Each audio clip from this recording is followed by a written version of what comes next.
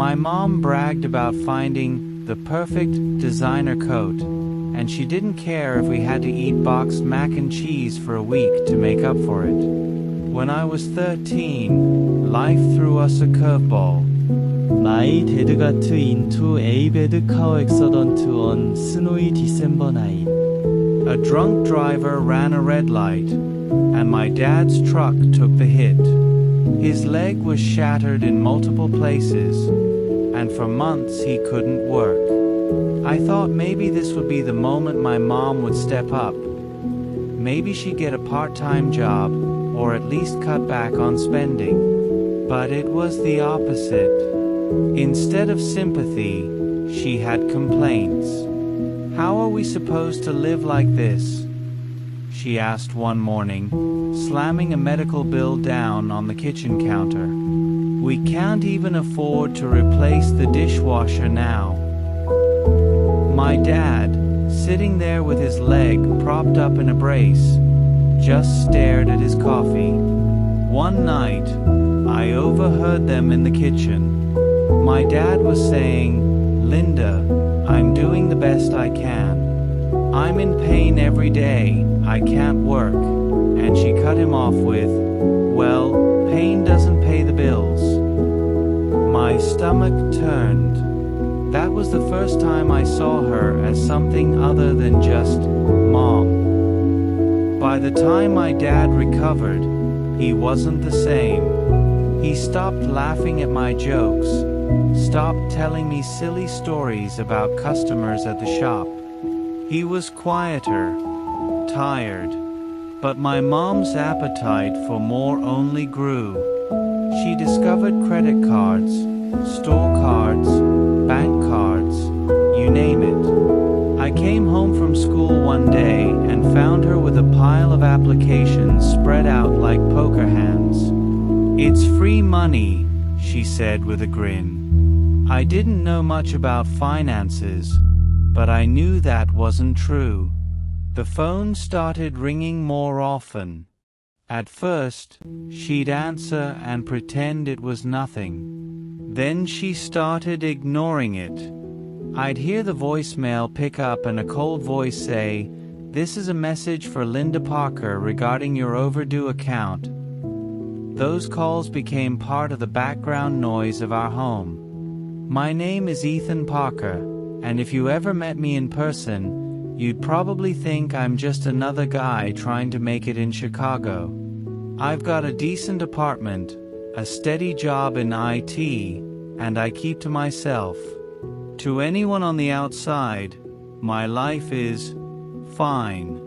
But the truth is, there's a part of me that never healed. I don't talk about it much, because when people hear the word greedy, they think of some cartoon villain sitting on a pile of gold, not someone's mother. But my mom, Linda Parker, had a kind of greed that wasn't loud at first. It was quiet, persistent, like a leak in a roof you don't notice until one day your whole ceiling caves in. I grew up in Joliet, Illinois, a blue-collar suburb where Friday night football games were a big deal and most dads owned a set of tools they'd had for 20 years. My dad, Robert, was one of those men who believed in hard work and living within your means. He worked at the same auto shop for over 2 decades, the kind of place where the smell of motor oil and burnt coffee lingered in the air. He wasn't flashy, but he was steady. My mom was the opposite.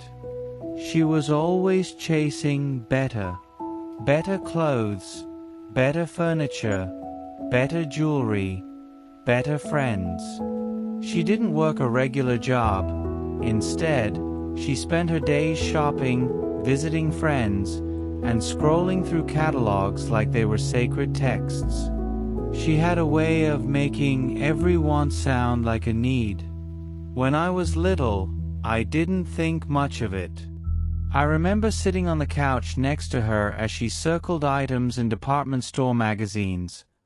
A leather handbag, a set of crystal wine glasses, a pair of boots that cost more than my dad's monthly truck payment. She'd leave the catalog open on the kitchen table so my dad would see it when he came home. He'd glance at the price, sigh, and sometimes give in just to avoid a fight. But even at 8 years old, I could tell something was off. My friends' moms bragged about sales at Walmart. In high school, I began noticing little sacrifices my dad made. His work boots had holes in them, but he duct taped them instead of buying new ones.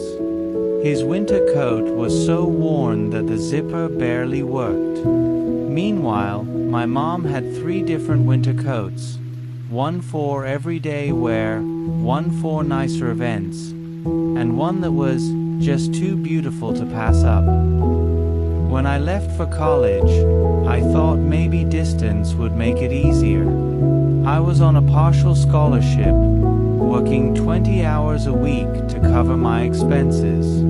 But one afternoon during sophomore year, I got a call from my bank. My account was overdrawn by nearly $1,200. My debit card had been used for multiple purchases at a luxury department store back home. I knew instantly who it was. When I confronted my mom, she didn't even deny it. "Relax, Ethan," she said, laughing like it was no big deal. "You'll make that money back in no time." I needed a new watch. That word, needed, hit me like a punch. I hung up on her and sat in my dorm room, shaking with anger. It wasn't about the watch. It was about how little she cared about me, my hard work, or anyone else's struggles. I started pulling away after that. I stopped coming home for breaks. My dad would text me sometimes, "Miss you, kiddo." I'd tell him I was busy with work or exams, but the truth was I couldn't stand to watch him break himself for someone who could never be satisfied.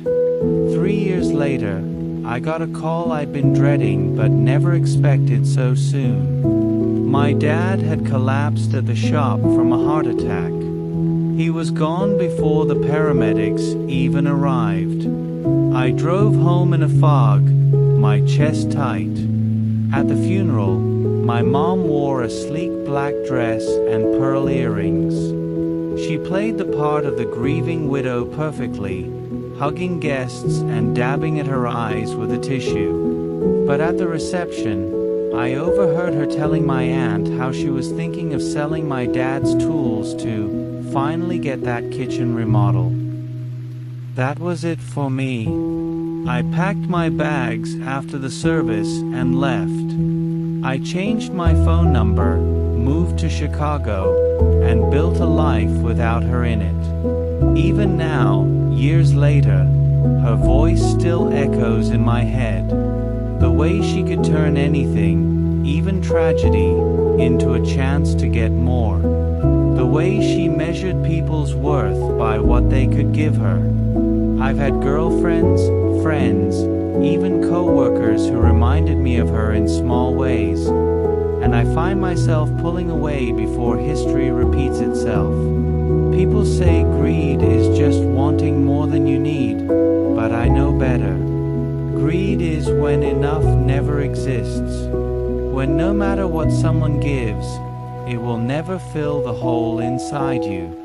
My mother's greed didn't just empty bank accounts, it hollowed out the people around her, until there was nothing left but exhaustion and resentment. And that's something no amount of money can ever pay back.